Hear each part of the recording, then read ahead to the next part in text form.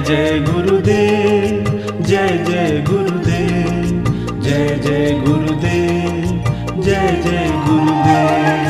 जय जय गुरुदेव, जय जय गुरुदेव, जय जय गुरुदेव, जय जय गुरुदेव। निज गुरु ज्ञान विपुधर आए, निज गुरु ज्ञान विपुधर आए, महामंगल मत सब ही उठाए, महामंगल मत सब ही उठाए।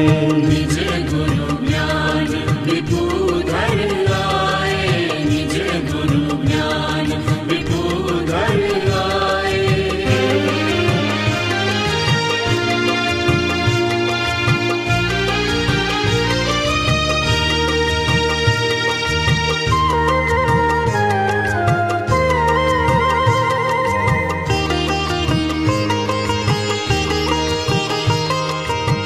द्वैतपणु उपजावत हरता, द्वैतपणु उपजावत हरता, सो करता नहीं गाए, सो करता नहीं गाए। आने अपर पद प्रसिद्ध करीने, आने अपर पद प्रसिद्ध करीने, ताम अजत भुलाए भुलाए, ताम अजत भुलाए। निज गुरु ज्ञान विपुधर आए, निज गुरु ज्ञान विपुधर आए।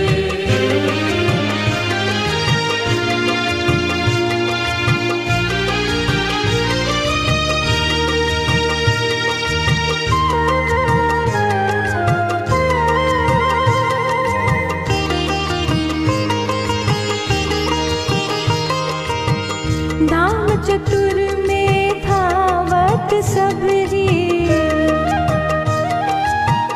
धाम चतुर में धावत सबरी, करता सबने ठहराए, करता सबने ठहराए।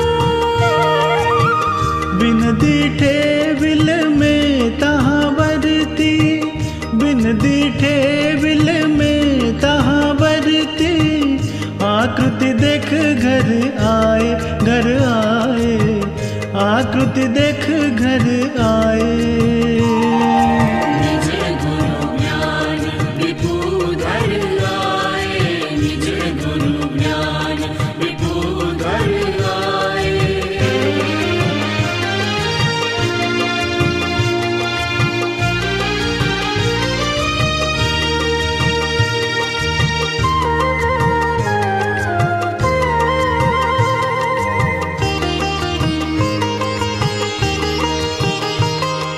शास्त्र सिद्धांत सबन को यही मत,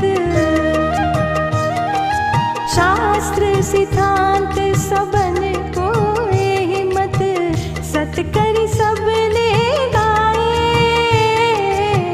सत करि सबने गाए।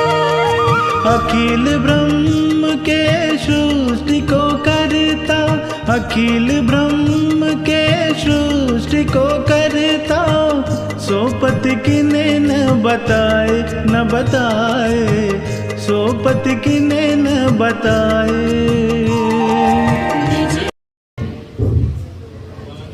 महाराज की जय।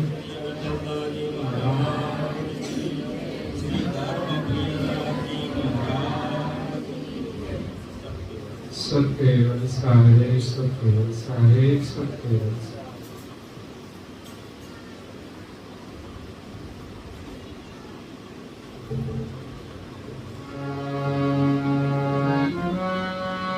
तुलसीदास जय देव भैरव सूरयति उचरे, अनिन भक्ति में देव सिर सकल धरे।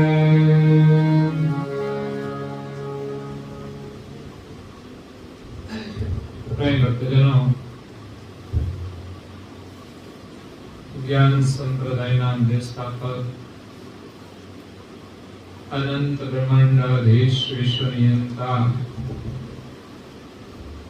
સકલતા સત્કૈવલના પરમ વિશેષ અંશ અનંત અંશોના તારણહાર પરમ મોક્ષના દાતા કૈવલ ધર્મ ધુરંધર મહાન સમર્થ પરમ શ્રેષ્ઠ પરમ વિભૂતિવાન પરમ દયાળુ પરમ કૃપાનિધિ સર્વજ્ઞ દિવ્ય પરમ ગુરુ શ્રીમદ કરુણાસાગર મહારાજ જગતના જીવોનું કલ્યાણ કરવા માટે, જગતના જીવોને જન્મ મરણના ત્રાસમાંથી મુક્ત કરવા માટે, જગતના જીવોને જગત કર્તાનો સંદેશ આપવા માટે આજથી 252 વર્ષ પૂર્વે અકળ વિભૂતિનો અતિ દિવ્ય મનુષ્ય દેહ ધારણ કરી જંબુદ્વીપની અંદર ભરતખંડમાં ગુજરાતની ચરોતર ભૂમિમાં બાલ સ્વરૂપે પ્રગટ થઈ હેતબાઈ માતાને મળ્યા અને સારસામાં આવીને નિવાસ કર્યો. 7 વર્ષ સુધી દિવ્ય પરમ ગુરુ બાલ સ્વરૂપે હેતબાઈ માતાના સાનિધ્યમાં રહે છે. આમ તો જો કે આખું વિશ્વ એના સાનિધ્યમાં છે, પરંતુ હેતબાઈ માતાનું અહોભાગ્ય છે કે 7 વર્ષ સુધી દિવ્ય પરમ ગુરુ એમના આંગણામાં બાલ સ્વરૂપે રહ્યા અને બાલ ક્રીડાઓ કરી. અને બાલ સ્વરૂપ તો બધાને પ્રિય હોય છે, એટલે આપણે બાલ સ્વરૂપની ભક્તિ કરીએ. વિશેષ આપણે બાલ સ્વરૂપમાં આસ્થા છે. લોકો એમની પ્રગટ ભૂમિમાં બાલ કુવેરના દર્શન કરવા માટે જાય છે. સુદ બીજના દિવસે પરમ ગુરુ પ્રાગટ્ય પ્રસંગ વિજ્ઞાન સકળમણી દીપ ગ્રંથ 56 પાઠ પણ કરે છે, કારણ કે પાઠની અંદર પરમ ગુરુનું દિવ્ય દર્શન છે. એટલે 7 વર્ષ સુધી બાલ સ્વરૂપે દિવ્ય પરમ ગુરુ હેતબાઈ અને એમના પતિ રઘુવીરની સાથે રહ્યા. એમનું સૌભાગ્ય છે. એમ જ કોઈને પરમ ગુરુ મળતા નથી. બાળક તો ઘણાના જતા રહે છે, પરંતુ હેતબાઈ માતાનું બાળક જવાનું એક નિમિત્ત હતું, પરમ ગુરુને પ્રગટ થવા માટે. પરમ ગુરુએ જન્મ ધારણ નથી કર્યો. એ સૌ પ્રથમ એમની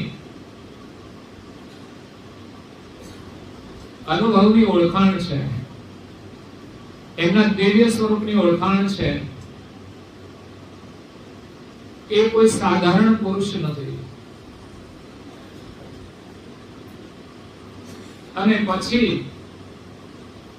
માતાના બાળક સ્વરૂપે બની અને માતાને ઘરે આવે છે.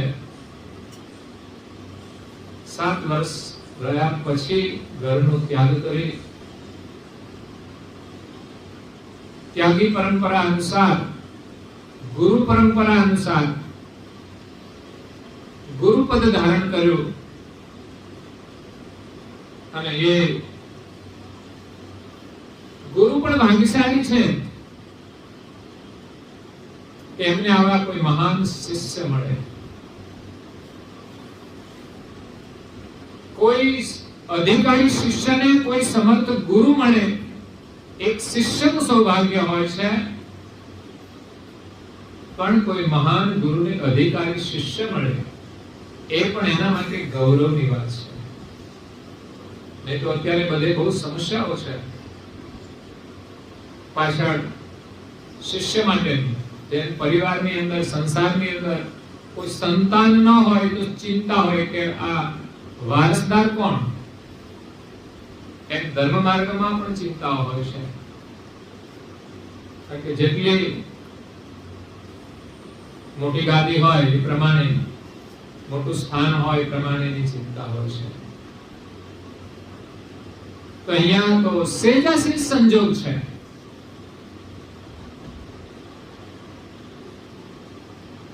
અને સેજાસી જ મળી જાય એ મહત્વનું છે. તો પરમ ગુરુ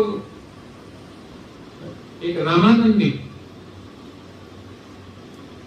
યોગી પુરુષ શ્રી કૃષ્ણદાસ હતા, જે સારસાની નજીક ઓડ ગામમાં નિવાસ કરતા હતા.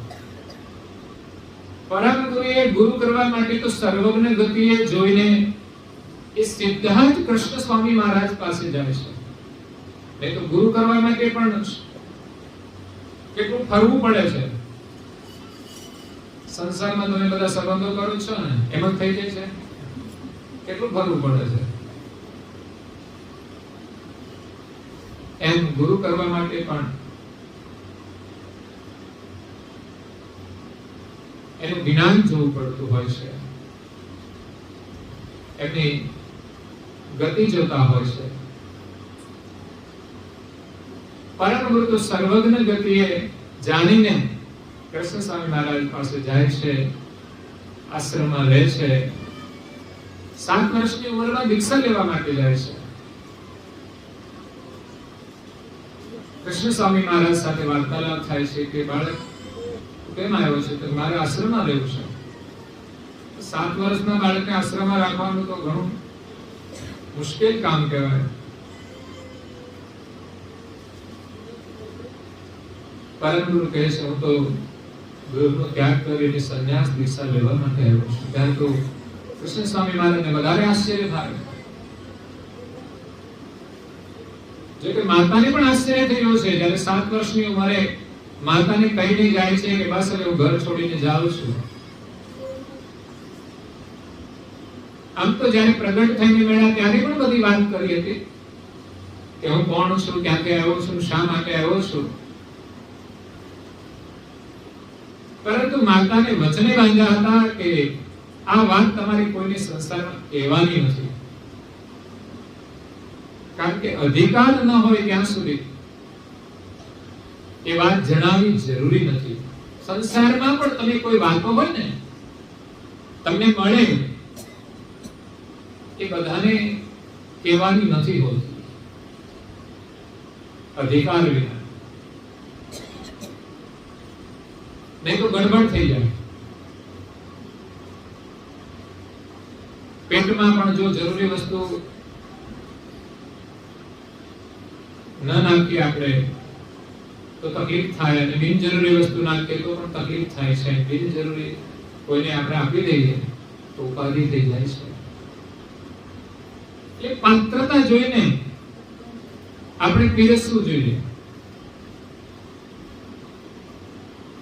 નહીં તો સમસ્યાઓ સંસારમાં થાય છે, ધર્મ માર્ગમાં પણ થાય છે.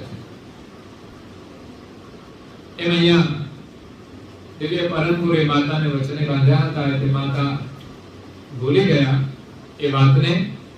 પણ જ્યારે ફરી 7 વર્ષની ઉંમરે એને યાદ કરાવે છે કે હું ઘર છોડીને જાઉં છું. પછી તો માતાને ત્યાં એના વારસ માટે બીજું સંતાન પણ છે. પરમ ગુરુ તો એમને નિમિત્ત બનીને આવ્યા હતા.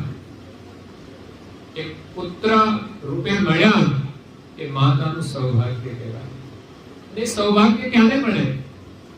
એના પૂર્વ જન્મની તપસ્યા જોઈએ ત્યારે આશ્ચર્ય થાય કે શું માતાએ તપસ્યા કરી છે. આપણી ભક્તિ તો કંઈ જ નથી. આપણે શું કરીએ છીએ એ માતાની ભક્તિ જોઈને વિચારવું જોઈએ કે આપણે શું કરી શકીએ છીએ. માત્ર ટીવી જોવામાં સમય નથી કાઢવાનો, પરિવારના મોહમાં સમય નથી બગાડવાનો. હા, પરિવાર છે એની સાથે આપણો પ્રેમ છે, પણ પરિવારને પણ ભક્તિનો લાભ મળે એવું કામ આપણે કરવાનું છે. એટલે હેતબાઈ માતાની પૂર્વજન્મની ભક્તિના કારણે પરમ ગુરુ બાલ સ્વરૂપે મળ્યા. એ બધી જ કથા બાલ સ્વરૂપે પરમ ગુરુ માતાને સંભળાવે છે. નહીં તો માતા કહે મને તો કઈ ગયા જન્મની ખબર જ નથી, અને કોઈને ખબર નથી રહેતી. આ તો કોઈ એવા તપસ્વી પુરુષ હોય, જ્ઞાની પુરુષ હોય, એ જ જાણી શકે પૂર્વ ઇતિહાસને. એટલે માતા ખુશ થાય છે. પછી એમનું બાળક જે એમણે ગુમાવ્યું હતું એનું દુઃખ પણ ભૂલી ગયા. અને કહે છે કે આવા તો 1000 બાળક આપી દઈએ ને તો એ આપના જેવા પુરુષ મળવા દુર્લભ છે. બાળકને તો સૌ કોઈ જન્મ આપે છે, પણ બાળકને જન્મ આપ્યા પછી એની અંદર સંસ્કારોનું સિંચન કરવું મહત્વનું છે. એક આદર્શ બાળકને જન્મ આપવો મહત્વનો છે. અને ક્યારે મળે? જ્યારે ઉત્તમ ભક્તિ હોય ત્યારે પરિવારની અંદર આદર્શ બાળકોનો જન્મ થાય છે. પૂર્વ જન્મનું એનું કોઈ તપ હોય, સાધના હોય, ત્યારે એમને ત્યાં એક ઉત્તમ બાળકનો જન્મ થાય છે. ભૂતકાળની અંદર આપણે ઇતિહાસ જોઈએ તો અનેક પ્રસંગો મળે છે. તો પરમ ગુરુ દીક્ષા લઈ એક જ દિવસમાં, એક જ રાત્રિ રોકાણ કરે છે. એમાં એની કસોટી કૃષ્ણ સ્વામી મહારાજ કરે છે. એને ખબર નથી કે આ બાળક કોણ છે, પણ જ્યારે આશ્રમમાં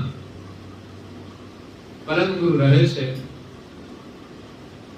અને કૃષ્ણ સ્વામી મહારાજ બાળકના પ્રમાણે એની સેવા સોંપે છે. આશ્રમની અંદર સેવાનું મહત્વ છે. આજે જે આશ્રમો ચાલે છે દેશભરમાં, જે સંતો મહંતો ચલાવે છે, એમના સાનિધ્યમાં અનેક સેવક ભક્તો હોય છે, સેવક શિષ્યો પણ હોય છે. અને સેવા એ દરેકે કરવાની હોય છે. પછી મહંત હોય તોય ભલે, શિષ્ય હોય તોય ભલે, ને ભક્ત હોય તો પણ ભલે. દરેકને પોતાના સ્થાન અનુરૂપ સેવા કરવાની હોય છે, સેવાનો લાભ લેવો જોઈએ. એક સૌભાગ્ય હોય છે કે આપણને સેવા મળે, તનથી, મનથી અને ધનથી, ત્રણેય પ્રકારે સેવાનું યોગદાન કરીએ ત્યારે જ સંપૂર્ણ આપણી સેવા સમર્પણ થાય છે. નહીં તો ક્યાંય પણ મોહ રહી ગયો તો ભટકવાનું છે. એટલા માટે ભગવાન જેટલું તમને આપે એમાંથી તમારે સેવાની અંદર વાપરવાનું છે. ભગવાને તમને સમય આપ્યો છે. બાકી આ શરીર ન ચાલે ને તો કેવી દશા થાય એ તો જ્યારે અનુભવ થાય ત્યારે ખબર પડે છે. કાલે ગામની અંદર જેઠોલીમાં એક દાદાની ખબર લેવા ગયા. થોડા દિવસથી બીમાર હતા. એમાં અઠવાડિયા પહેલા પેરાલિસિસની અસર થઈ. ઉંમર થયા પછી પરિસ્થિતિ કેવી થવાની છે એ આપણને કોઈને ખબર નથી. આજે સારું છે, આપણે ખુશ છીએ, પણ ભવિષ્યની કોઈ પણ મુશ્કેલી આવે એના માટે લડવાની આપણે હંમેશા તૈયારી રાખવાની. અને એ શક્તિ ભક્તિનો છે. સુવિધા કરશો તો મુશ્કેલી તો છે જ. કેટલી ગરમી છે, મુશ્કેલી તો છે જ, પણ જરાય બેચેની વગર જ વ્યવસ્થા કરો. બાકી આ મનથી તૈયાર રહેવાનું, મનથી તૈયાર. કારણ કે ઘણી પરિસ્થિતિમાં આપણે કંઈ નહીં કરી શકીએ. પેરાલિસિસ થયું શું કરીએ? આપણે દવા કરીએ છીએ, ઈલાજ કરીએ છીએ, પણ બહુ રિકવરી ઓછી આવે છે. ઉંમર થયા પછી તો બહુ તકલીફ છે. એ જોઈને આપણને બોધ મળતો હોય છે કે આ શરીરની ક્ષણભંગુરતા છે. એટલે શરીર સારું હોય ત્યારે એની પાછળ એના મદની અંદર આપણે ચકિત ના થવું જોઈએ. સારું હોય ત્યારે સારું કાર્ય કરવાનો લાભ લઈ લેવો જોઈએ, સેવા કરી લેવું જોઈએ, સ્મરણ કરી લેવું જોઈએ, અને ધ્યાનનો અભ્યાસ પણ મહત્વનો છે. જ્ઞાન અને ધ્યાન,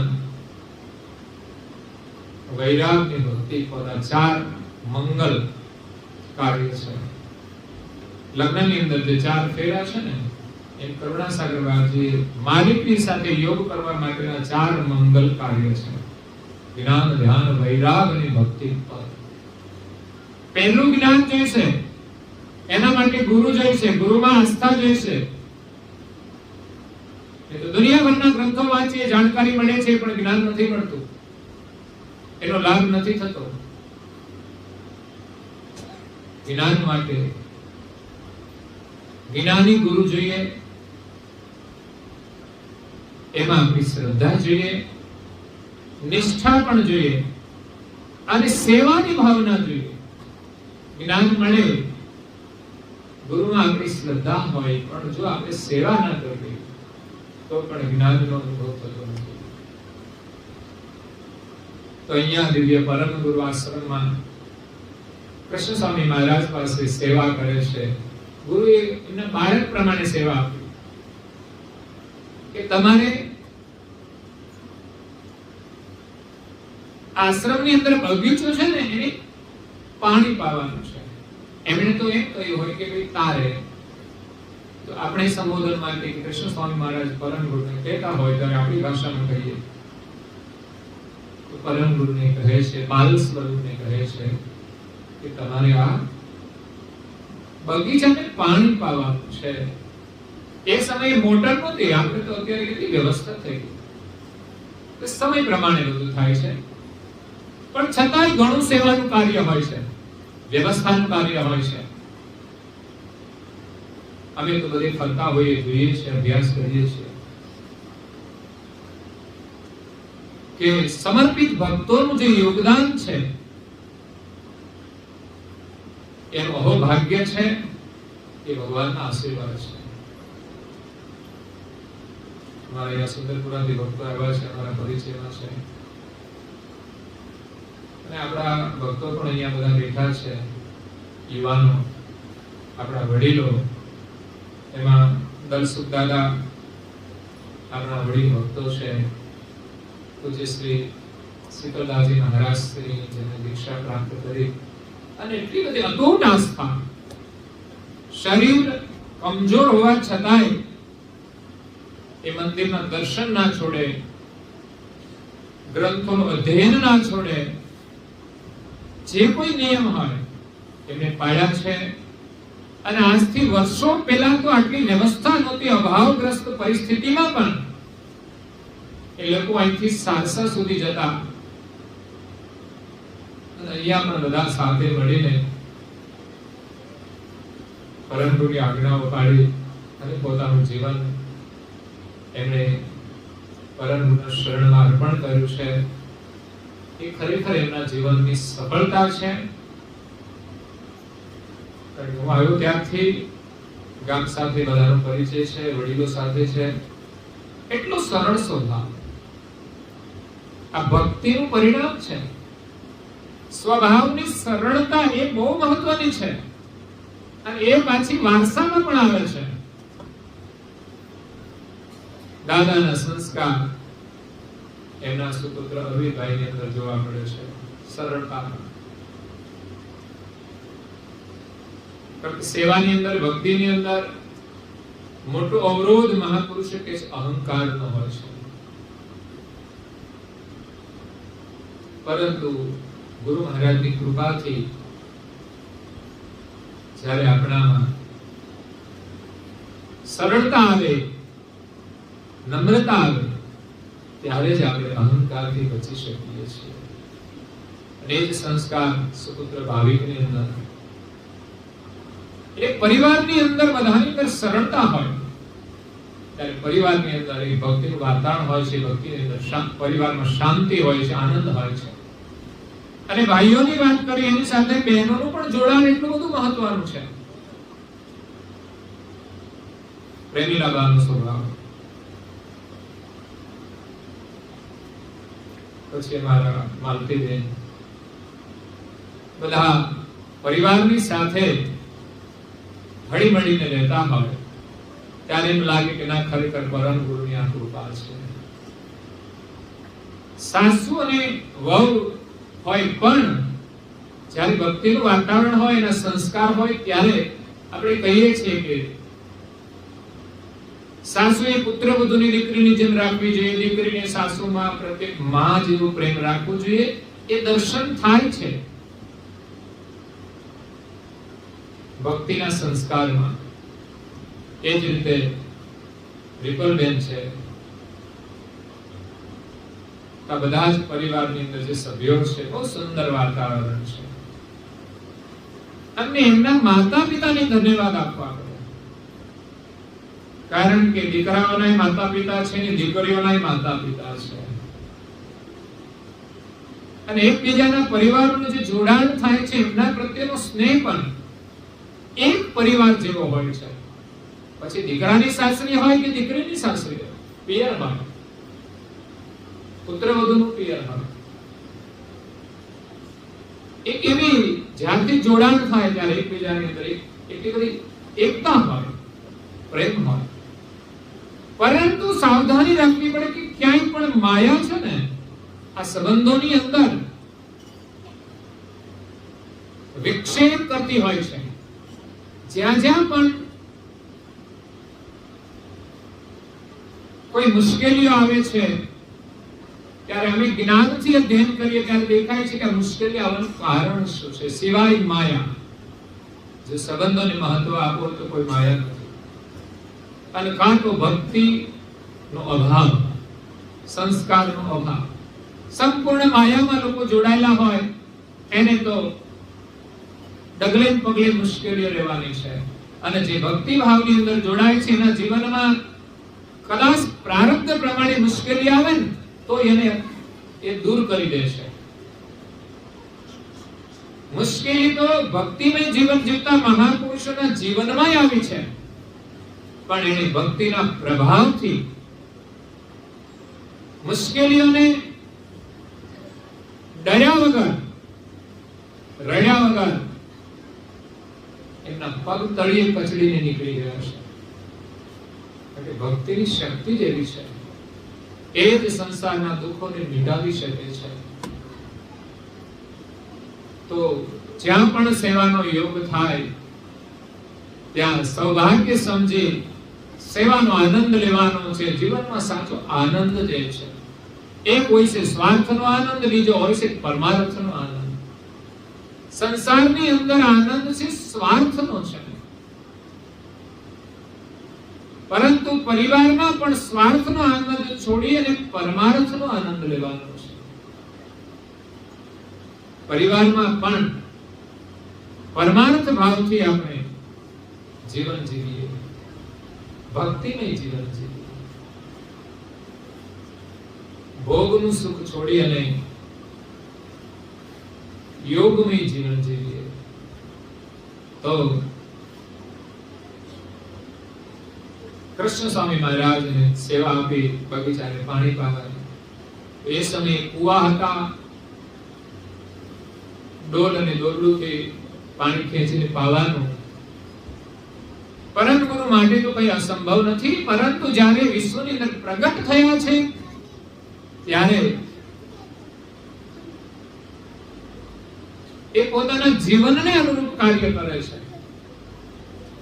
એનું વાસ્તવિક દર્શન સમય પ્રમાણે થશે, જ્ઞાન, ધ્યાન બધું છે.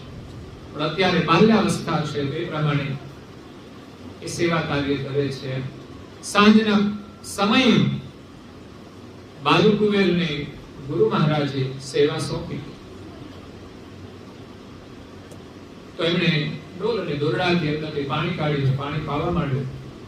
એમ કહે છે કે પાણી એ જે બગીચાની અંદર પાણી જતું એ નીપ હોય, એના વચ્ચે દર હતું, ઉંદરોએ કરેલું, એની અંદર જતું રહેતું.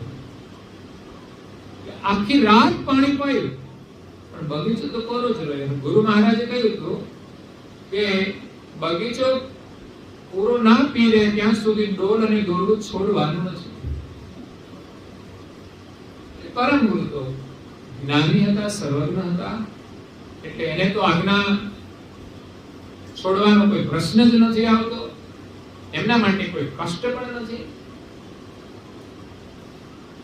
પરંતુ એમની અલૌકિક શક્તિનો પરિચય એ કાર્ય દ્વારા એ કરાવે છે. સવારે જ્યારે વહેલા 4 વાગે કૃષ્ણ સ્વામી મહારાજ કુવા પર સ્નાન કરવા માટે આવે છે, ત્યારે બાલ સ્વરૂપ પરમ ગુરુ એ ત્યાં પાણી ખેંચતા હોય છે. એટલે કૃષ્ણ સ્વામી મહારાજને એમ કે આ બાળક આજે આશ્રમમાં આવ્યો છે તો આજે વહેલો ઉઠી ગયો છે. કારણ કે શરૂમાં આપણે જઈએ ને ત્યારે વહેલા ઉઠી જઈએ, પછી આળસ આવવા માંડે. ભક્તિ જ્યારે શરૂ થાય ને ત્યારે આપણે બધું જ કરીએ છીએ. ભજન ચાલુ કરો ને ત્યારે તો આમ બધી સંખ્યા વધી જાય, પછી ધીમે ધીમે ઓછી થવા માંડે. શા માટે? ભાવ આપણો ઓછો ન થવો જોઈએ, વધુ ઓછો.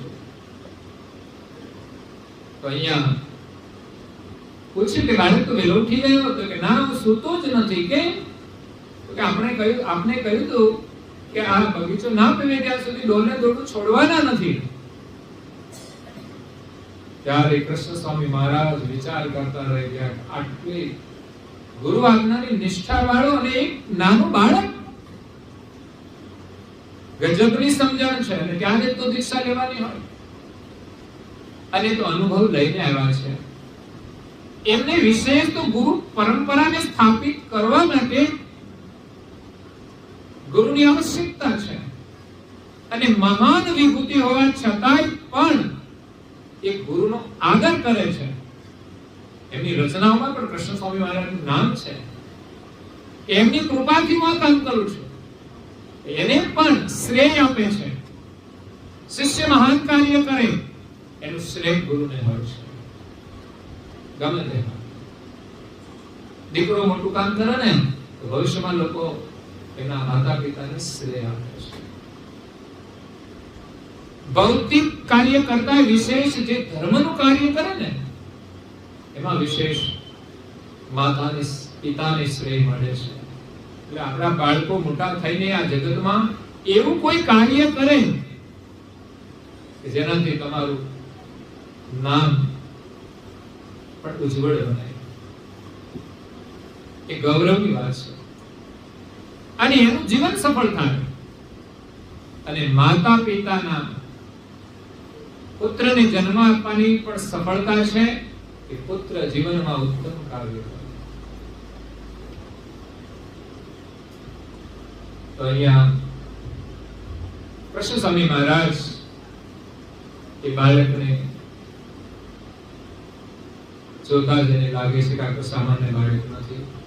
પછી નાઈ ધોઈ કૃષ્ણ સ્વામી મહારાજ સ્નાન કરીને જાય છે. બાલકુબેરને કહ્યું કે હવે તું દોરડું છોડી સ્નાન કરીને આવે, પછી બ્રહ્મ મુહૂર્તમાં જ દીક્ષા વિધિ કરીશું. કૃષ્ણ સ્વામી મહારાજ જાય છે આશ્રમમાં. તો પછી ધ્યાની પુરુષ હતા, યોગી પુરુષ હતા, એ ધ્યાન દ્વારા જોવે છે કે આ બાળક છે કોણ. પણ એમના અનુભવની બહાર એમની ગતિ છે. એમની પણ ગતિ નથી પહોંચી શકતી એવી મહાન ગતિ પરમ ગુરુની હતી અને છે. ત્યારે ધ્યાનમાંથી આવ્યા પછી બાલ સ્વરૂપને દીક્ષા આપે છે. અને બાલ સ્વરૂપ પણ એક જ દિવસમાં દીક્ષા લઈને ગુરુ મહારાજને કહે છે કે હવે મારે, એમને પોતાનો પરિચય આપ્યો કે હું કોણ છું, શા માટે આવ્યો છું. અને ગુરુ મહારાજ પણ એને પ્રેમથી વિદાય આપે છે. એ પણ પોતાની ધન્યતાનો અનુભવ કરે છે. પરમ ગુરુનો મેળાપ થયો છે શિષ્યના રૂપમાં. એનું ગુરુપદ પણ ધન્ય બની ગયું છે કે આ જગતની અંદર પરમ ગુરુના જ્ઞાનની કીર્તિ રહેશે ત્યાર સુધી કૃષ્ણ મહારાજ, કૃષ્ણ સ્વામી મહારાજની પણ કીર્તિ રહેશે. એનું નામ એની સાથે જોડાયેલું રહેશે. જે બોલાય છે સૌ પ્રથમ વિશ્વના સર્જનહારથી જે બોલાય છે, આદ્ય સકળ સ્વરાજ કરુણેશ કેવલ કરતા વિજય, એ વિશ્વના સર્જનહાર છે. કેટલી પરંપરા સમૃદ્ધ છે. આ તો કોઈ થોડા સમય માટે નથી, આ તો કઈ કાળ સુધી ચાલનારું છે. એટલે પરંપરાઓની સ્થાપના એ અનુભવી પુરુષો જે કરે છે ને ત્યારે જ એ દીર્ઘકાળ સુધી ચાલે છે, નહીં તો વચ્ચે લુપ્ત પણ થઈ જાય. આજે આપણા દેશમાં ધર્મની કઈ પરંપરાઓ ચાલે છે, યુગો વીતી જાય તો પણ એ પરંપરાને કોઈ નષ્ટ નથી કરી શકતું. કેમ? કે મહાપુરુષોની મહાન પરંપરા અને વિચાર હોય છે જેને જગતમાં કોઈ મિટાવી નથી શકતું. એવી આપણી હિન્દુ સંસ્કૃતિ છે, જે સનાતન સંસ્કૃતિ છે, એમાં બધા જ ધર્મ આવી જાય. દેશ ઉપર અનેક પ્રકારના સંકટો આવ્યા, મુશ્કેલી આવી, છતાં પણ એને કોઈ નષ્ટ ન કરી શકતું નહીં. અને વિધર્મીઓનો ઉદ્દેશ જ આપણી ભારતીય સંસ્કૃતિનો નાશ કરવાનો હતો. પણ છતાંય આપણી હિન્દુ સંસ્કૃતિ એટલી મહાન છે કે સમય સમય લોકો એના માટે લડ્યા છે અને આજે પણ લડાઈ ચાલુ જ છે, જેમાં આપણે બધાએ યોગદાન આપવું રહ્યું. એકલા પ્રધાનમંત્રી દેશને બચાવી નહીં શકે, દેશનો વિકાસ નહીં કરી શકે. વિકાસ કરવા માટે પણ આપણે મહેનત કરવી પડશે અને સંસ્કૃતિની રક્ષા માટે પણ આપણે જોડાવવું પડશે. નહીં તો ગુલામી પહેલા જેવી પરિસ્થિતિ હશે એવી પરિસ્થિતિ ભવિષ્યની આપણી ભાવિ પેઢી માટે નિર્માણ થઈ જશે. અને એક સમય મોગલ શાસનમાં જે પરિસ્થિતિ હતી, અત્યાચારો આપણે જોઈએ ને તો આપણે સાંભળી ના શકીએ એવી પરિસ્થિતિઓ આવેલી છે. એ પરિસ્થિતિ ન આવે એના માટે આપણે પણ જાગવું પડશે. અને આ જીવન મળ્યું છે તો પણ જીવનમાં આવનારી જે પરિસ્થિતિ છે, સુખ અને દુઃખ, જન્મ અને મૃત્યુ, એ પણ કોઈ સામાન્ય નથી. કેટલાય જન્મોથી આ જીવનના ચક્રમાં ફર્યા કરીએ છીએ, એનો વિચાર કરીશું તો ભક્તિ થશે. કરુણાસાગર બાપજી સર્જભાવનો સંદેશ લઈને આવ્યા છે, જેમાં એક જ મત છે, બે મત નથી. પણ જે સાધક હશે ને એ જ સમજી શકશે, જેને માલિકને પામવા છે એ જ સમજી શકશે. પછી કૃષ્ણ સ્વામી મહારાજની જે બોલાય ગુરુ પરંપરા અનુસાર, પછી પરમ ગુરુ કરુણાસાગર બાપજી, પછી એના ઉત્તરાધિકારી જે બોલાય છે ગુરુ પરંપરા અનુસાર. પછી લાઈન આવે છે સબ સંતન કી જય. આ જગતમાં જેટલા પણ સંતો થયા છે બધાની જય હો. આપણે જાણતા હોઈએ ન જાણતા હોઈએ, આ જગતમાં સંત જગત છે આપણું. પછી તો વિભિન્ન પરંપરાઓ પ્રમાણે વિભિન્ન સંબોધનો હોય છે, એ અલગ વાત છે. પરંતુ સંત જગત અને ભક્ત જગત, સभी संतों की जय, सब देवन की जय. આપણે ત્યાં અનેક દેવોની માન્યતા છે. ભગવાન એક છે પણ અનેક દેવોની જે માન્યતા છે એ માલિકે વિભિન્ન દેવો બનાવ્યા છે આ જગતની વ્યવસ્થા માટે, જગતના કાર્ય માટે.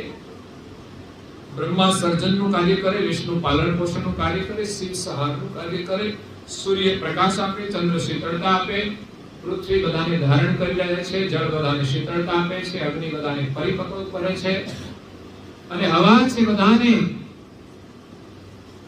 સાંત્વના આપે છે, કળામણ દૂર કરે છે, અને આકાશ એ બધાને વિચરણ કરવા માટે અવકાશ આપી રહ્યું છે. જીવનમાં અવકાશ હોય ને તો જ કંઈક થાય. તમારી પાસેથી સમય હોય તો તમે કરી શકો. કંઈક કરવા માટે પણ અવકાશ જોઈએ, ભક્તિ કરવા માટે પણ અવકાશ જોઈએ. એમ આપણા માટે અવકાશ મળે ને વચ્ચે ખાલી જગ્યા, એમાં આ અવકાશ છે.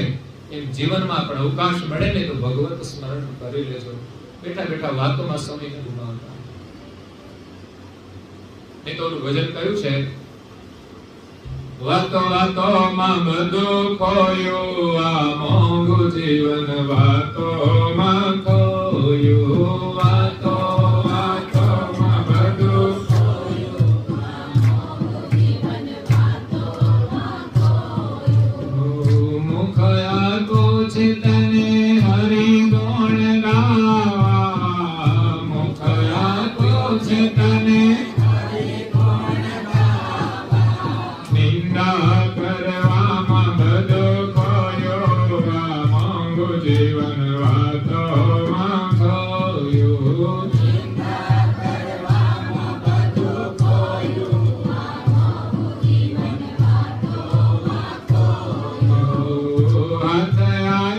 છે તને સેવા કરવા, હાથ આપ્યા છે તને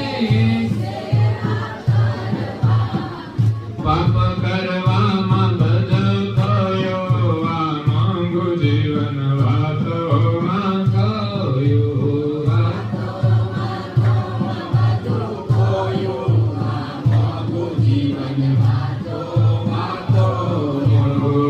પગ આપ્યા છે તને પ્રકમા કરવા, પગ આપ્યા છે તને પ્રકમા કરવા, કરવામાં બધખયો, આ માંગુ જીવન વાતોમાં ખોયું.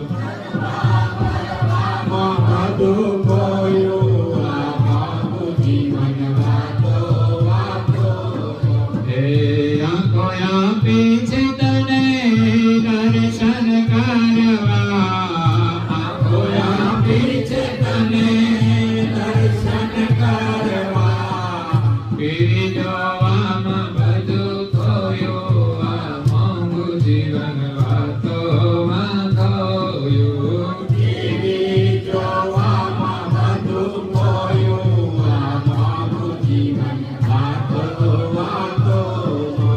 મન આપ્યું છે તને મન ન કરવા, મન આપ્યું છે તને મન ન કરવા, મારા તારામાં બધું ખોયું, આ માંગુ જીવન વાતોમાં ખોયું.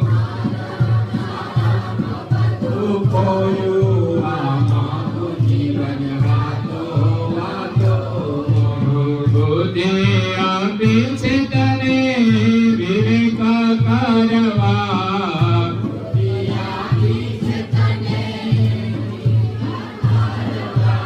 વ્યસન ફેશનમાં બધું ખોયું, આ માંગુ જીવન વાતોમાં ખોયું.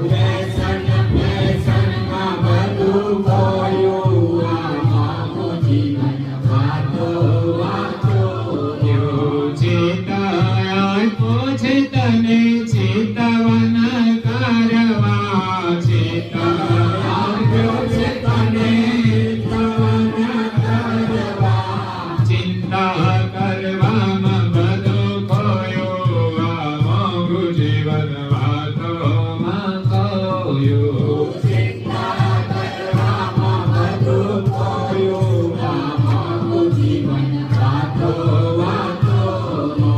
કાન આપ્યા છે તને કથા સાંભળવા, કાન આપ્યા છે તને કથા સાંભળવા, નિંદા કરવામાં બધું ખોયું, આ માંગુ જીવન વાતોમાં ખોયું. નિંદા કરવામાં બધું ખોયું, આ માંગુ જીવન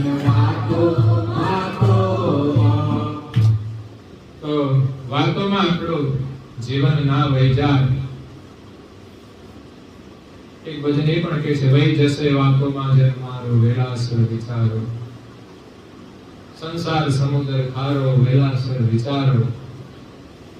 જીવન આપણું ખારું ના થઈ જાય એના માટે વેલાસર વિચારીને અમૂલ્ય માનવ જીવન પરમાત્માએ આપ્યું છે, એનો આપણે ઉત્તમ ઉપયોગ કરવાનો છે. જેટલો અવકાશ મળે એટલો તમે લાભ લઈ લો તો પણ જીવન સફળ થઈ જશે. તો અહીંયા દિવ્ય પરમ ગુરુએ ગુરુ પરંપરા સ્થાપિત કરી અને સાંસાપુરીમાં આવીને લોકોને જ્ઞાન આપે છે. પરમ ગુરુએ જગતના જીવોને જ્ઞાન આપવા માટે 15 ધર્મગ્રંથોની રચના કરી છે. પરમ ગુરુનું દર્શન એ જ ગ્રંથ છે, એનું જ્ઞાન છે. આ દિવ્ય સ્વરૂપે પ્રગટ થયા, એમની મૂર્તિ આપણે ઘરમાં રાખીએ છીએ, ફોટા સ્વરૂપમાં રાખીએ છીએ, પૂજન પણ કરીએ છીએ. બહુ આનંદની વાત છે. હું તો એમ કહું છું બધાના ઘરમાં દરેક સભ્યોએ પૂજન કરવું જોઈએ. એ તો માન્યતા એવી છે, ઘરમાં એક વ્યક્તિ હોય ને, વહેલા ઉઠે ને, એ નાઈ ધોઈને પૂજા કરી લે, એક દીવો કરી દે, અગરબત્તી કરી દે ને થોડી પ્રાર્થના આવડે તો કરે, પણ બાકી પાછળ વાળા છે ને, મોડા ઉઠવા વાળા, એને પછી કઈ જ નહીં કરવાનું.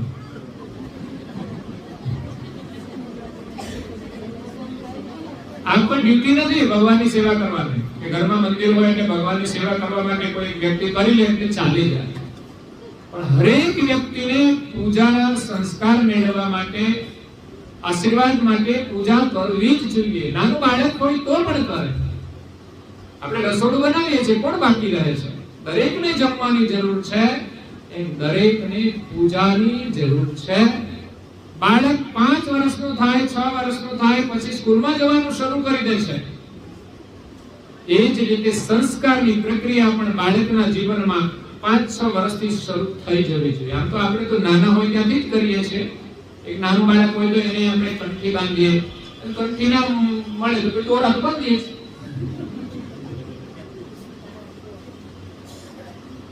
એ પણ જે બી પરંપરા હોય, લોકો જે ભાવથી બાંધતા હોય એની રક્ષા માટે, જે ઇષ્ટના હોય, દેવીના હોય, તો એ રક્ષા સૂત્રો પણ મહત્વના હતા. રક્ષાબંધન હતી તો હાથે રક્ષા સૂત્ર બાંધવામાં આવે, કોઈ રક્ષા સૂત્ર ગળામાં બાંધવામાં આવે, કોઈ વળી અહીંયા ખભાને સે બાંધવામાં આવે છે. પણ હવે તો નવી ફેશન આવી, પગમાં બાંધવાનું શરૂ કર્યું છે. આ શાનો દોરો છે? પહેલા જે બધા દોરા બાંધવામાં આવતા એ કઈ હેતુથી બાંધવામાં આવતા, કાર્ય માટે બાંધવામાં આવતા. એમ ગળાની અંદર કંઠી એ પણ એક રક્ષા સૂત્ર જ છે, શ્રદ્ધાનું પરંપરા છે. ગળામાં એક તુલસીની માળા, આપણે ત્યાં તુલસી પણ પવિત્ર છે, અને આજે મારે વાત પણ તમને તુલસીની કરવાની છે. કરુણાસાગર બાપજીએ જ્ઞાન ભક્તિ વૈરાગ નિરૂપણ ગ્રંથમાં કહ્યું કે જ્ઞાન એ મહત્વનું છે. પહેલા જીવનમાં જ્ઞાન જોઈએ, પછી આપણે ત્યાગ કરવો જોઈએ, અને ત્રીજા નંબરે આપણે ભક્તિ કરવી જોઈએ. જ્યાં સુધી મોહ ન છૂટ્યો, જ્યાં સુધી ત્યાગ ન થાય, ત્યાં સુધી ભક્તિના માર્ગમાં આપણે પગથિયું નથી ચડી શકતા. જમીન ઉપરથી પગ ઉપાડીને આપણે પગથિયા ઉપર તો મૂકવો પડે ને, તો જ્યાં મૂક્યો છે ત્યાંથી તો છોડવો પડે કે નહીં?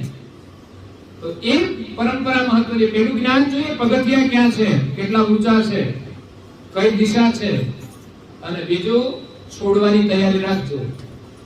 નહીં તો બહુ ઈચ્છા છે તો એક દિવસ તો બધું છોડવાનું છે.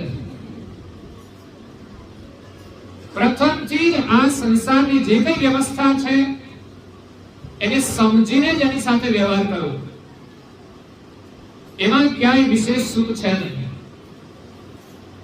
આ પરિવાર છે, એની સાથેનો જે સ્નેહ છે એ સુખ છે, એ મહત્વ છે, પણ વસ્તુનું મહત્વ ના હોય.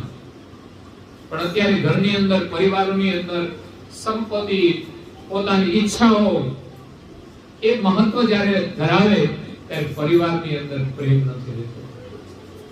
પરિવારમાં પ્રેમ હોવો જોઈએ, એ જ પ્રેમ આપણો ભક્તિમાં હોવો જોઈએ, અને એવો જ પ્રેમ પ્રભુ પ્રત્યે હોવો જોઈએ. જેમ સંસારમાં પરિવાર સાથેનો સંબંધ છે, એમ આ જગતની અંદર માલિક સાથે આપણો સંબંધ છે. એ આપણને જીવન આપે છે, એને આપણને જન્મ આપ્યો છે, તો એને આપણે ભૂલવા જોઈએ નહીં. અને એનું સ્મરણ કરાવવા માટે પરમ ગુરુ આવ્યા છે અને કહે છે, હું તમને જ્ઞાન આપું છું કે આપણે કોણ છીએ, આપણા કર્તા કોણ છે, આપણે ક્યાંથી આવ્યા છીએ, આપણે ક્યાં જવાનું છે. પછી તમને જેટલું જીવનમાં અશુભ લાગે, મિથ્યા લાગે, એનો મોહ છોડી અને સત્યમાં પ્રીતિ જોડવાની છે. શરીર અને ચૈતન્યનો સંબંધ જોડાયેલો છે, તો શરીર દ્વારા બધું થાય છે કાર્ય, અને એક ચૈતન્ય છે. બેની અંદર કોને કેટલું મહત્વ આપવાનું? એક શરીર છે અને એની અંદર ચૈતન્ય છે. બસ આ જ નિયમ કરવાનો છે. સંસારમાં આપણે આ શરીરમાં રહેલ ચૈતન્યને ભૂલી ગયા છીએ, એની પરવા નથી કરતા, એની ચિંતા નથી કરતા કે આ જીવન પૂરું થયા પછી આની શું દશા થશે. અરે જીવન જીવતા જીવતા કેવી પરિસ્થિતિ આવશે એ પણ વિચારતા નથી. આ શરીરમાં રહેલું ચૈતન્યને સુખ કેવી રીતે મળે એની આપણને ખબર નથી. એક ચૈતન્ય છે અને બીજું શરીર છે. આપણું ધ્યાન વિશેષ શરીર ઉપર છે. આપણે વિશેષ મમતા શરીરમાં રાખીએ છીએ. આ શરીરના પ્રમાણમાં શરીર છે તો એનાથી કાર્ય થાય છે, તો શરીરને સાચવવું જ રહ્યું, એને સ્વસ્થ રાખવું રહ્યું. પણ સ્વાસ્થ્યની કોઈ ચિંતા કરતા બેફામ લોકો જીવે છે. બેફામ. ઘરમાં બધું સારું ખાવાનું મળે છે, પરમાત્માએ કેવા ખટરસ બનાવ્યા છે, છતાં પણ બધું છોડીને લોકો આમમાં જઈને બેફામ થઈ જાય છે. આ વર્તમાન સમયની જે પરિસ્થિતિ છે, જેમાં પરિવારો વિચ્છેદ થઈ રહ્યા છે, એનું આ કારણ છે. અને આપણે જયારે ધર્મ પાળતા હોય અને ધર્મનું ગૌરવ હોય ત્યારે આમાંથી બધા છૂટવું જોઈએ. અને એટલા છૂટવા માત્રથી પણ કામ નથી થતું. ભગવાનની ભક્તિ કરવા માટે સમર્પણ ભાવ જોઈએ. તો જ્ઞાન મળે પછી ત્યાગ કરો ને તો જ ભક્તિમાં સમર્પણ ભાવ આવે. નહીં તો આ સંસારની માયામાં હું અને મારું આ બે મોટા આવરણ છે. બધા જ મહાપુરુષો એમ કહે છે કે ભક્તિની અંદર બે આવરણ છે, હું અને મારું. હું છે અભિમાન છે અને મારું છે સ્વાર્થ છે યા તો મોહ છે. મારા પણ આપણું છે શું? વિચાર તો કરો. આપણું છે શું? આ શરીરમાં રહીએ છીએ, શરીર પણ આપણું નથી, રહેવાનું નથી. રહેવાનો જ અધિકાર છે અને રહીએ એટલે આપણું માની લેવાનું.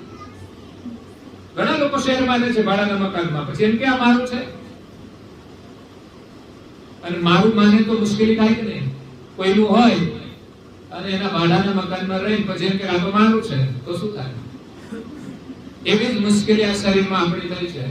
મારું માની લીધું છે અને આપણું માનીએ તો એને હાચવવું જોઈએ, પણ હાચવતા નથી પાછા. એવી રીતે પોતાનું માને છે. આ શરીર આપણને મળ્યું છે, પરમાત્માએ આપ્યું છે, માતા પિતા દ્વારા મળ્યું છે. એટલે એક તો પરમાત્માનો ઉપકાર, બીજો જે માતા પિતાએ કષ્ટ સાધના કરી અને જન્મ આપ્યો એટલું જ નહીં, આપણને મોટા કરી આપ્યા છે એ બહુ જ મોટો ઉપકાર છે. અને પછી આપણને મળ્યું છે તો એનો વિવેક કરવો જોઈએ કે આ શરીર દ્વારા આપણે ઉત્તમમાં ઉત્તમ કાર્ય કરીએ. થઈ શકે છે અને એ જ જીવનની સફળતા છે. અને ત્યારે જ આ શરીરની અંદર રહેનારો જે ચેતન અંશ છે એ ખુશ થશે અને ખુશ રહેશે. બહારના સાધનોથી એને ખુશી નહીં મળે. જ્યારે આપણી ભ્રાંતિ એ છે કે આ બધું મળશે તો હું ખુશ રહીશ. પેરાલિસિસ થઈ જાય ને એના માટે કોઈ વસ્તુ કામની નથી હોતી. એક દિવસ આપણા માટે એવી પરિસ્થિતિ આવે છે કે સંસારની કોઈ વસ્તુ આપણા માટે કામની નથી રહેતી. એ સમય ભગવત સ્મરણ એક જ આપણને મદદ કરી શકે છે. તો મહત્વનું આપણા જીવનમાં ભગવત સ્મરણ છે, ભગવત ભક્તિ છે. એટલે પરમ ગુરુએ આ ગ્રંથની અંદર ભક્તિ ઉપર ભાર આપ્યો છે કે ભક્તિ કર્યા વિના તમારી દુઃખોમાંથી મુક્તિ થશે નહીં. વ્યવસ્થા ચાહે તેટલી કરી લો. એક માળની જગ્યાએ 4 માળ થઈ જાય, આવક 4 ગણી થઈ જાય તો પણ મુશ્કેલી નહીં દૂર થાય. મુશ્કેલી એના સ્થાને આવશે જ. તમારી પાસે વ્યવસ્થા છે, તમને એમ થાય કે બધું મારું છે અને જે મળે એમાં તમે ચકિત થઈને ચકચૂર થઈને જીવન જીવો તો દુઃખી થઈ જશો, વધારે દુઃખી થઈ જશો. સુખની પરિભાષા કંઈક જુદી છે. મહાપુરુષોએ વ્યવસ્થામાંથી સુખ નથી મેળવ્યું, વ્યવસ્થાને છોડી છે. ઓછા ઓછામાં ઓછી વ્યવસ્થાથી આપણે જીવી શકીએ એવી માનસિક તૈયારી, ભલે વર્તમાન સમય પ્રમાણે, આધુનિક સમય પ્રમાણે ને તમારા પ્રારબ્ધ પ્રમાણે તમને જે મળે તેનો ઉપયોગ કરી લો સમય પ્રમાણે. પણ ન મળે તે દિવસે દુઃખી ન થવું પડે, અગર આ બધું છોડીને જવું પડે તે દિવસે આપણી અધોગતિ ન થાય, આપણું મન, આપણી વૃત્તિ આ માયામાં ન રહી જાય અને ભગવાનમાં લાગે એવો અભ્યાસ કરી દેવાનો છે. તો જ્ઞાન ભક્તિ વૈરાગ નિરૂપણ ગ્રંથમાં પરમ ગુરુ એમ કહે છે કે ભક્તિ વિના તમારું કલ્યાણ નથી. અને એ પણ કેવી ભક્તિ? અનન્ય ભક્તિ, દાસાતનપણા વાળી ભક્તિ, સમર્પણ વાળી ભક્તિ, જેમાં હું અને મારું ના રહે. હું આપણે જે માનીએ છીએ મિથ્યા છે અને આપણે કોણ છીએ એને આપણે ઓળખતા નથી. માટે સંસારમાં જ્યાં ને ત્યાં હું કરીને અહંકાર કરીએ છીએ કે આ મેં કરી. હા, આપણા દ્વારા થયું હશે, પણ મૂળમાં તપાસ કરીએ ને તો આપણાથી નથી થયું. હું તમને એક નાની દાખલો આપું. અમારી બહેનો રસોઈ બનાવે છે તો રોટલી બનાવી હોય તો બેન એમ કે ના રોટલી તો મેં બનાવી. ક્યાં ઘરના ઘઉં હતા તમારા? તમે ઘઉં બનાવ્યા હતા? ઘઉં તો પરમાત્માએ બનાવ્યા ત્યારે તો તમે રોટલી બનાવો. તો આપણે બનાવી છે એમ કઈ કેવી રીતે કહી શકે? મૂળ બનાવનાર એ માલિક છે અને આ બનાવવા માટે આ શરીર પણ એને બનાવ્યું, એમાં કલા પણ એમણે મૂકી. અને આ શરીર મળ્યા પછી પણ આપણે કોઈની પાસે શીખ્યા હોઈશું એ બધું આપણે ના ભૂલવું જોઈએ. અને આપણે અહંકાર બસ કરવો નહીં કે આ તો આપણને શીખવાડ્યું એટલે આપણે કરીએ છીએ, ભગવાનનું આ બધું ગોઠવણ છે તો આપણે કરીએ છીએ. કરું તો એનો કોઈ અહંકાર માટે નથી કરવાનું. તમે જે કામ કરી રહ્યા છો એ સેવા માટે કરો, કોઈ સેવા માટે. રોટલી બનાવો છો તો ઘરના સભ્યો છે એની તમે એક સેવા કરી રહ્યા છો. નહીં તો લડાઈ થાય તો રોટલી બનાવવાની બંધ થઈ જાય. પછી એ તો રોટલી બનાવે છે ત્યારે તમે ખાવ છો. પહેલા કે અમે કમાઈએ છીએ ત્યારે તમે બધું બનાવો છો. આ લડીને કાંઈ શું કરવાનું? એકાબીજા અહંકાર રાખશે કે હું આ કરું છું એટલે ચાલે છે તો બે અલગ થઈ જાય ને પછી રો તમારી જાતે. તમારાથી જો હાલતું હોય તો કોઈને અહંકાર નથી ચાલતો. બધા સાથે મળીને કરીએ છીએ અને ભગવાનની કૃપાથી થઈ રહ્યું છે. હું અને મારું.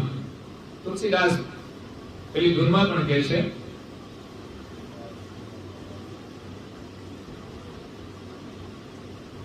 આજ સૌને સત કૈવલ કાલે વેલાયા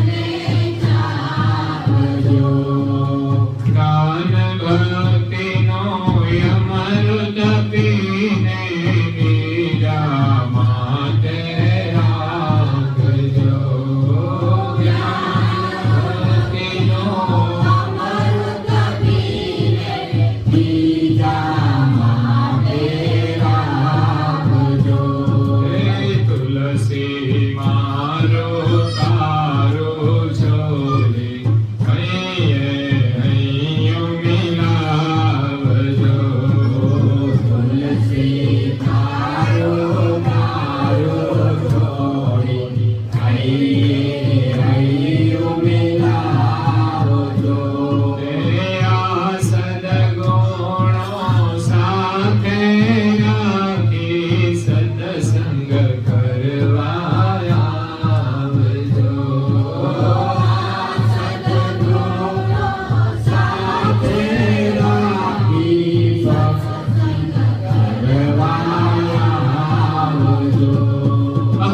અને ઈર્ષ્યા છોડી અહમ મમ હું અને મારું, અને ત્રીજી છે ઈર્ષ્યા, ખતરનાક, જ્યાં ત્યાં આગે આવીને ઊભી રહે. ઈર્ષ્યા, કોઈનું સારું જોઈને દ્વેષ થાય, ઈર્ષ્યા છે. વ્યવસ્થા તો ઘણી છે, પણ ઈર્ષા હોય તો પછી માણસ સુખી કેવી રીતે થઈ શકે?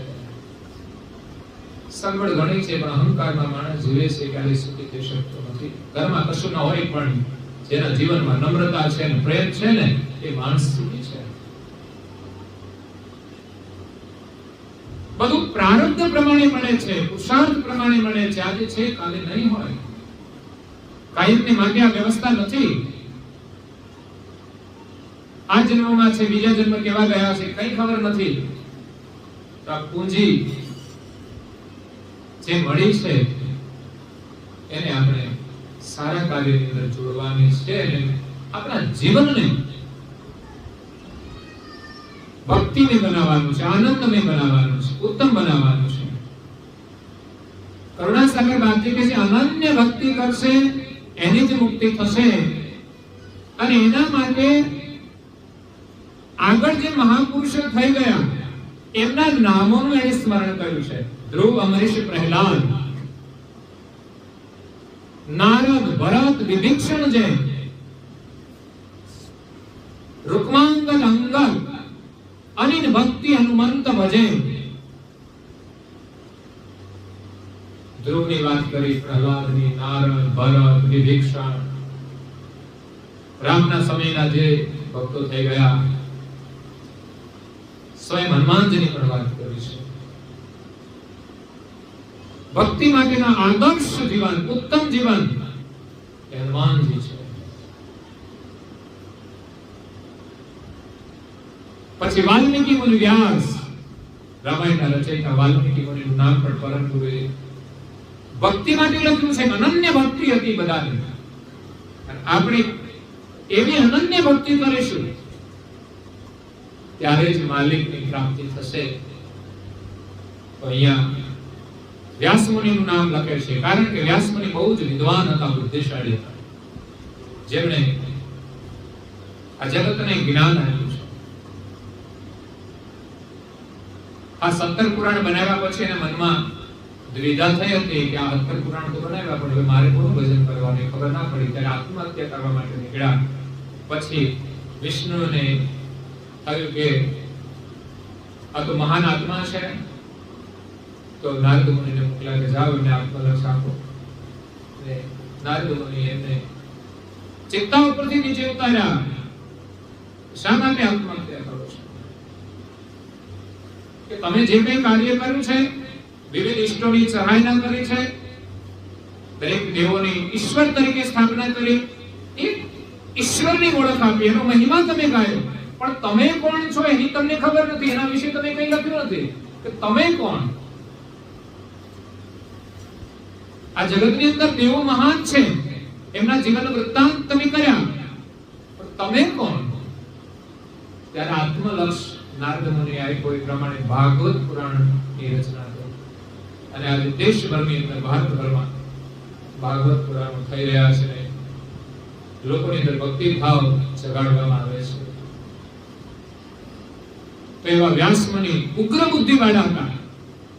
એમણે વેદોનું અધ્યયન કર્યું અને વેદાંત બનાવ્યું. પછી પરમ ગુરુએ શંભુ ધરણધર શેષ, શંભુ એટલે ભોળા શંભુ, કૈલાસ કે નિવાસી શંભુ ભોળા, જે મહાદેવ છે, ભોળાદેવ છે.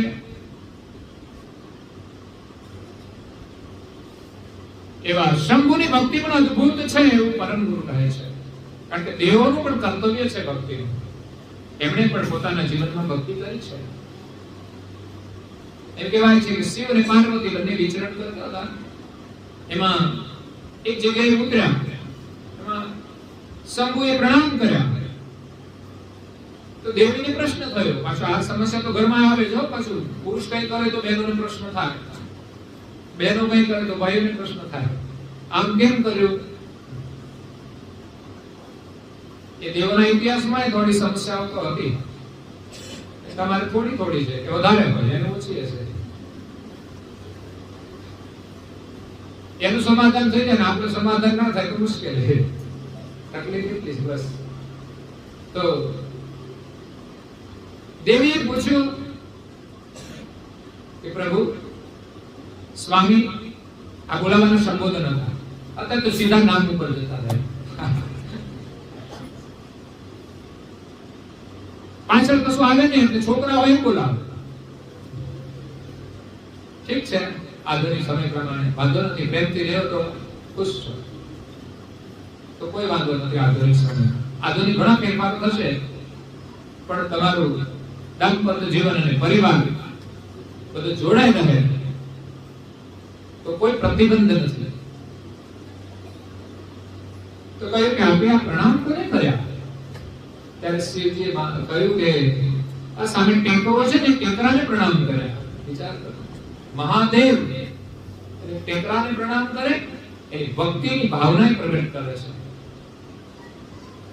તો કે એને શા માટે પ્રણામ કર્યા? કે 10,000 વર્ષ પહેલા એક ભક્ત થઈ ગયો હતો અને એ પવિત્ર ભૂમિ છે. વિચાર કરો, જ્યાં મહાન ભક્ત થઈ જાય એ ભૂમિ પણ પવિત્ર છે, એને દેવ પણ પ્રણામ કરે છે. એ સ્થાનનું પણ મહત્વ છે. એ સ્થાનને પ્રણામ કરીને એ થઈ ગયેલા ભક્તને મહત્વ આપે છે, નહીં કે માત્ર ટેકરાને. પછી આપણે તો કેવું કે ટેકરાને પગે લાગીને ઉપડ્યા, ત્યાં હું જ ભગવાન જાણે.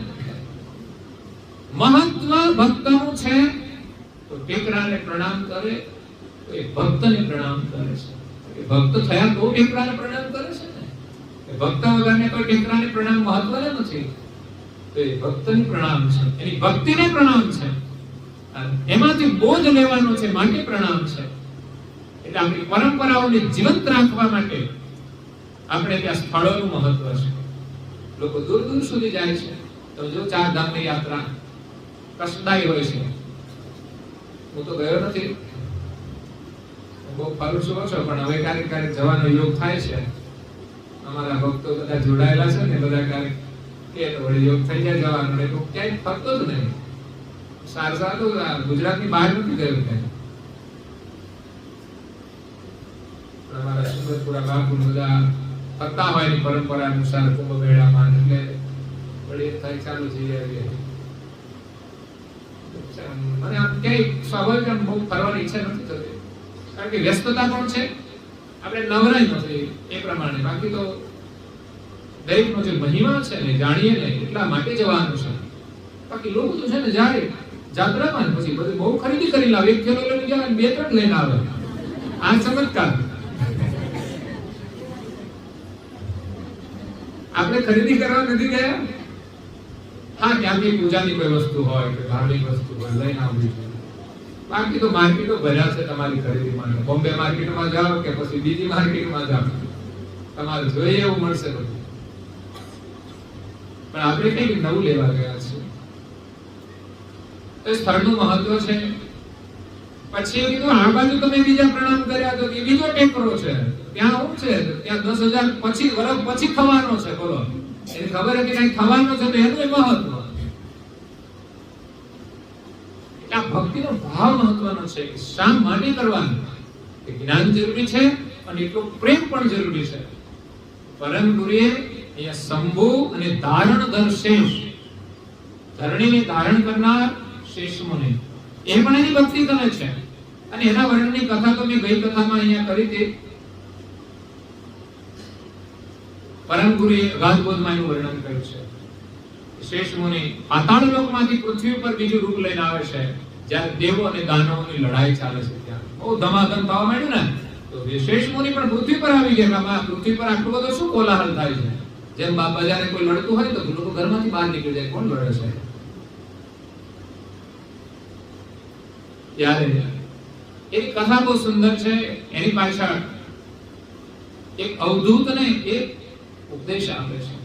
અવધૂતના માટે પાતાળ લોકમાં જાય છે અને કહે છે તમે કોનું ભજન કરો છો? તો હું તો નિરંજનનું ભજન કરું છું. કોણે તમને લક્ષ આપ્યું? તો શેષ મુનિ. શેષ મુનિ પાસે ગયા, એની સાથે સત્સંગ કર્યો. આ નિરંકાર જે નિરંજન છે તો આ જગતની રચનામાં આવે છે, કૃતમાં આવે છે.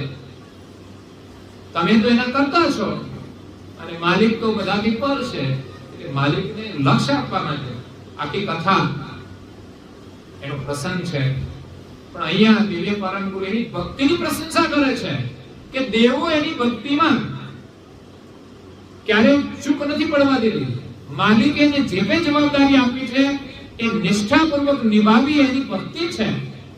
અને એમના આશ્રિતો જે ભજન કરતા હોય, સેવા કરતા હોય, એના પણ કાર્યો કરવા એ એમની ભક્તિ છે. એટલે જગતની અંદર ભક્તિ વિના કોઈ કાર્ય નથી કરી શકતું. દેવતાઓ પણ સાધના કરે છે, એમની પણ ભક્તિ હોય છે.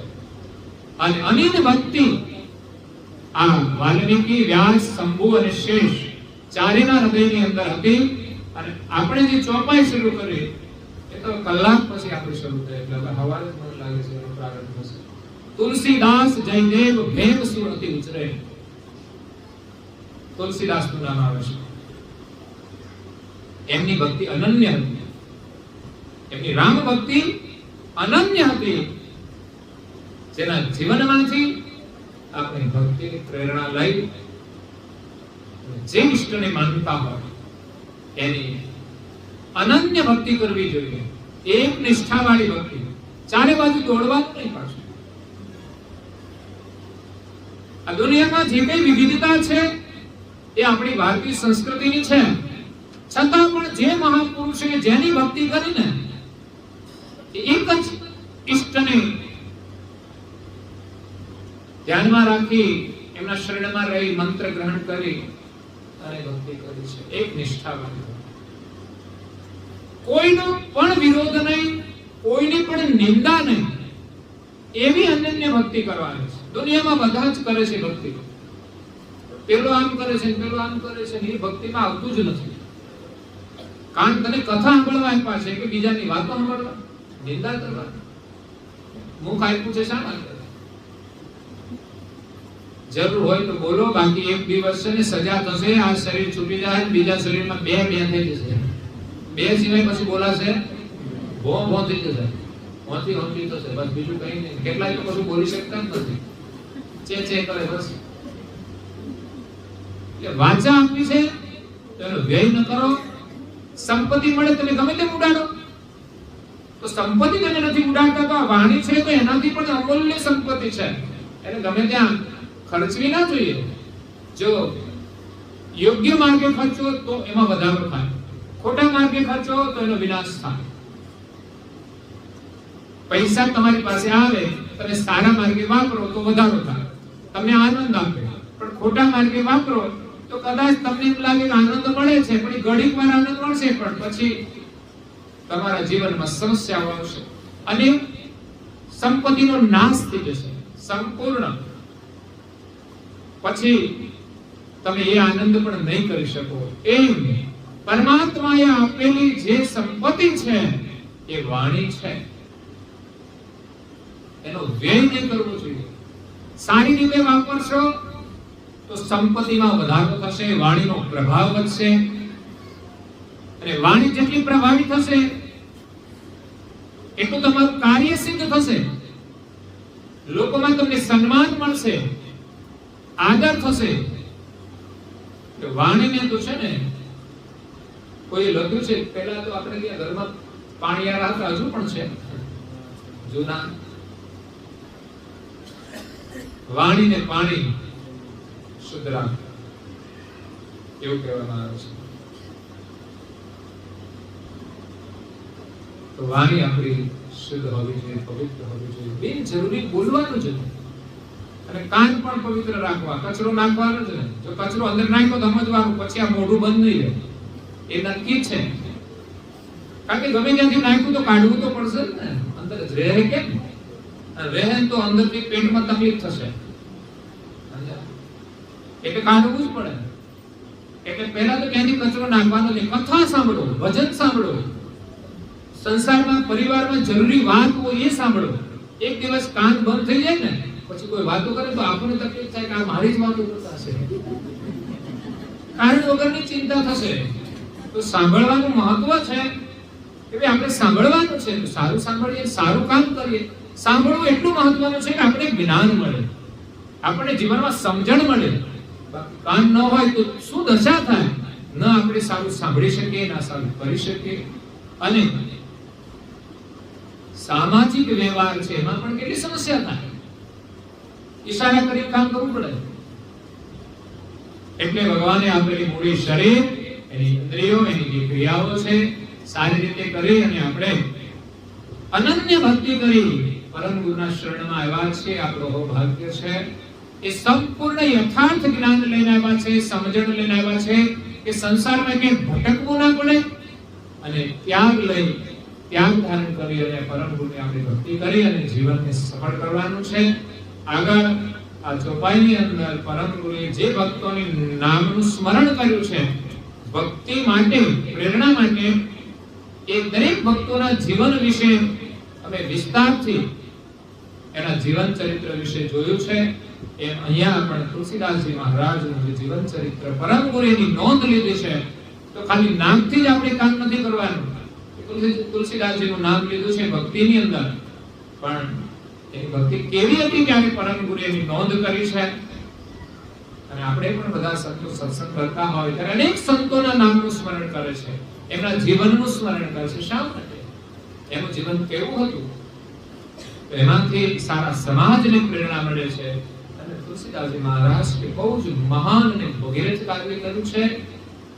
એ રામાયણની રચના કરી છે, હતી અને કરી છે. એમાં શું ફેરફાર છે, શું ફરક છે, શું મહત્વનું છે, એના જીવન સાથે આપણે સવારે શ્રવણ કરીશું. અત્યારે અહીંયા કથાને આપણે વિરામ આપીએ છીએ. અસ્તુ સત્ય સાધુ જય